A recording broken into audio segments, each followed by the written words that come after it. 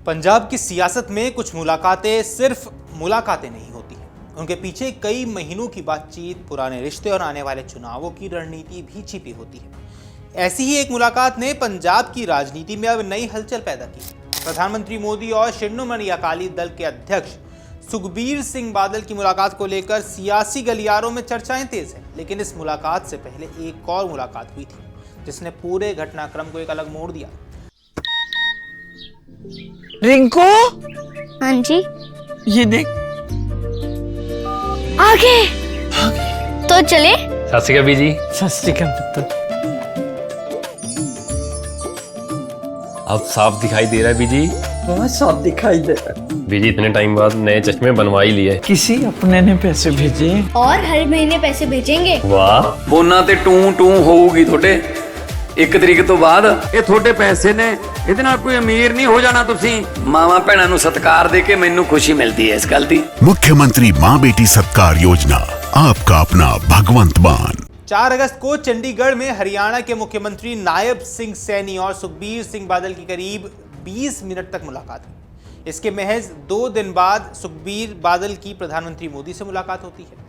Reports के मुताबिक इसी क्रम को दोनों दलों के बीच फिर से नजदीकियां बढ़ने के संकेत के तौर पर देखा जा रहा है। तो सवाल है, क्या नायब सिंह सैनी सिर्फ इस मुलाकात के सूत्रधार हैं या फिर पंजाब में बीजेपी और अकाली दल के संभवित गठबंधन की जमीन तैयार करने की बड़ी जिम्मेदारी उनके कंधों पर है।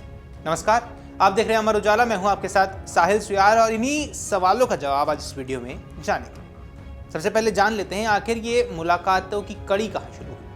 पूरे घटनाक्रम को समझने के लिए तारीखों पर नजर डालना यहां बेहद जरूरी है। ध्यान से सुनिए।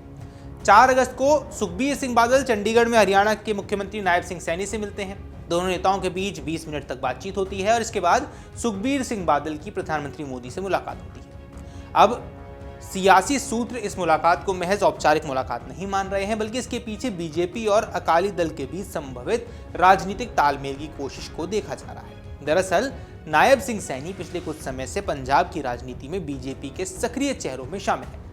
पंजाब दौरे के दौरान जालंधर में उन्होंने संकेत दिया था कि प्रधानमंत्री मोदी की नीतियों पर भरोसा रखने वाले दलों और नेताओं के लिए भाजपा के दरवाजे खुले। जिसके बाद सुखबीर सिंह बादल की सैनी से मुलाकात हुई और फिर प्रधानमंत्री मोदी से उनकी बातचीत ने अटकलों को और ज्यादा हवा दे दी। तो सवाल उठता है, आखिर नायब सिंह सैनी को ही ये भूमिका क्यों मिली है? ये सवाल इसलिए भी महत्वपूर्ण है क्योंकि नायब सिंह सैनी पंजाब के मुख्यमंत्री नहीं है, वो हरियाणा के मुख्यमंत्री है। इसके बावजूद पंजाब में संभवित राजनीतिक गठजोड़ के लिए उनका इस्तेमाल एक अहम कड़ी के तौर पर किया जा रहा है। अब इसके पीछे कई राजनीतिक कारण हो सकते हैं। पहला कारण, पंजाब और हरियाणा का भौगोलिक और राजनीतिक जुड़ाव। दोनों राज्यों के बीच किसान, पानी, चंडीगढ़ और दूसरे क्षेत्रीय मुद्दे लगातार राजनीतिक बहस का केंद्र रहे हैं। दूसरा कारण नायब सैनी की राजनीतिक पृष्ठभूमि है। बीजेपी उन्हें पंजाब में पार्टी के विस्तार और विभिन्न सामाजिक वर्गों तक पहुंच बनाने वाले चेहरे के तौर पर इस्तेमाल करती रही है। रिपोर्ट्स की माने तो पार्टी हाईकमान ने सैनी को पंजाब में संभवित गठबंधन के लिए अलग अलग दलों के नेताओं से संपर्क साधने की जिम्मेदारी दी है। ऐसे में सुखबीर बादल के साथ उनकी मुलाकात को इसी रणनीति का हिस्सा माना जा रहा है, यानी नायब सैनी की भूमिका केवल एक मध्यस्थ की नहीं बल्कि संभवित राजनीतिक बातचीत का रास्ता तैयार करने वाली नेता की भी हो सकती है। अब आते हैं तीसरे सवाल पर, मोदी और सुखबीर की मुलाकात में आखिर क्या कुछ हुआ है? दरअसल प्रधानमंत्री नरेंद्र मोदी और सुखबीर सिंह बादल की मुलाकात में पंजाब के राजनीतिक हालात और कई अहम मुद्दों पर चर्चा होने की बातें सामने आई है। बताया गया है कि सुखबीर बादल ने पंजाब की कानून व्यवस्था, गैंगस्टरवाद, किसान संगठनों, कारोबारियों, उद्यमियों और कर्मचारियों से जुड़े मुद्दों पर प्रधानमंत्री के सामने रख दी है। अब यानी ये बातचीत केवल बीजेपी और अकाली दल के राजनीतिक रिश्तों तक सीमित नहीं रही, इसमें पंजाब के मौजूदा सामाजिक और राजनीतिक मुद्दों को भी जगह मिली है। जिसके अलावा केंद्र के प्रस्तावित परिसीमन बिल को लेकर भी चर्चा होने की बात सामने आई है। अब अकाली दल की लोकसभा में एकमात्र सांसद हरसिमरत कौर बादल है और इस मुद्दे पर उनका समर्थन भी राजनीतिक रूप से महत्वपूर्ण माना जा रहा है। बातचीत में प्रकाश सिंह बादल का जिक्र आखिर क्यों अहम हो जाता है, ये भी समझ लीजिए, क्योंकि मोदी और सुखबीर की मुलाकात का एक भावनात्मक पहलू भी है।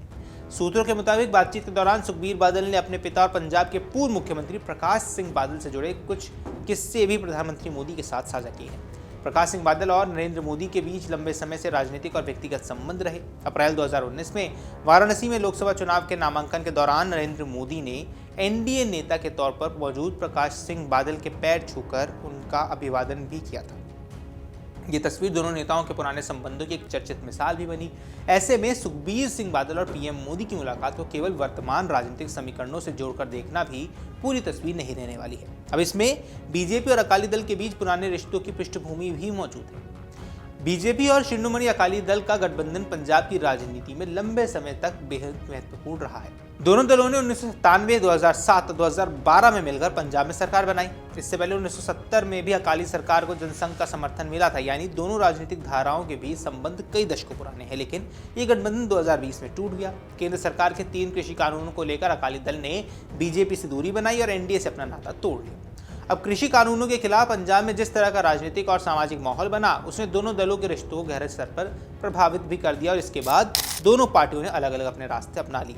अब 2026 आ चुका है। 2026 में फिर से दोनों के बीच बातचीत के संकेत सामने आ रहे हैं। हालांकि अभी इसे औपचारिक गठबंधन कहना जल्दबाजी जरूर होगी, लेकिन राजनीतिक गतिविधियां संकेत जरूर दे रही हैं कि दोनों दल एक दूसरे के करीब आने की संभावनाएं जरूर तलाश रहे हैं। अब अगर गठबंधन होता है तो फायदा किसे मिलेगा?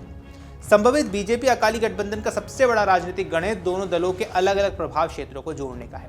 अकाली दल की पंजाब में लंबे समय से ग्रामीण और सिख मतदाताओं के बीच पकड़ रही है। दूसरी तरफ बीजेपी का प्रभाव मुख्य रूप से शहरी क्षेत्रों और कुछ विशेष सामाजिक वर्गों में रहा है। ऐसे में दोनों दल अगर फिर से साथ आते हैं और एक दूसरे के वोट बैंक और संगठनात्मक नेटवर्क का फायदा उठाने की कोशिश यहाँ ये कर सकते हैं। अब यही इस संभवित गठबंधन का सबसे बड़ा आकर्षण है।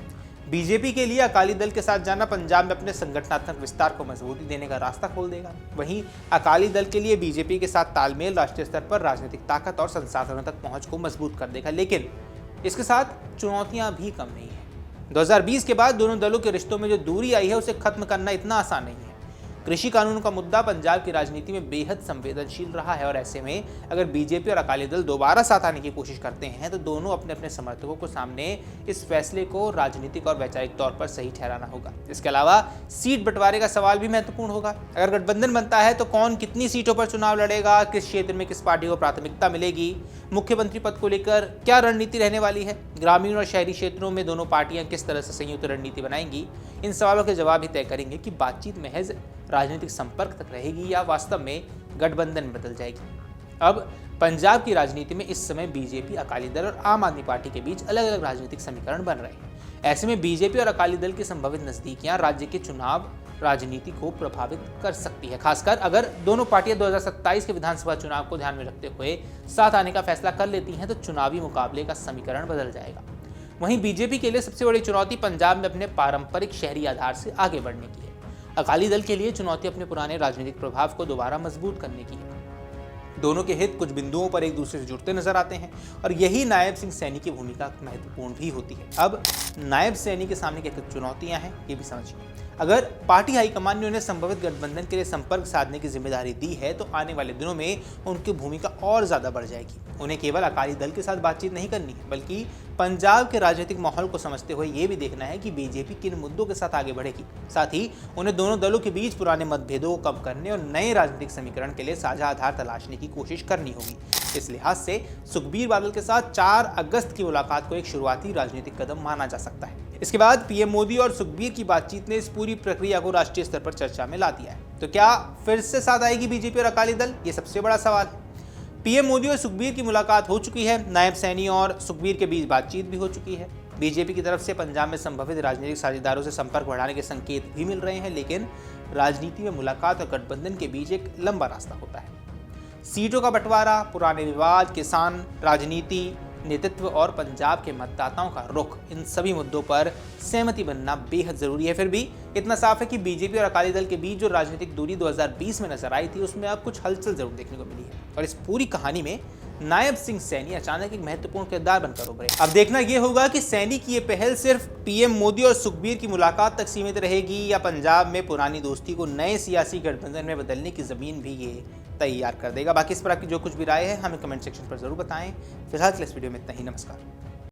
अगर आप ये वीडियो YouTube पर देख रहे हैं तो हमारे चैनल को सब्सक्राइब कर बेल आइकन दबाएं और Facebook पर देख रहे हैं तो हमारे पेज को लाइक करें।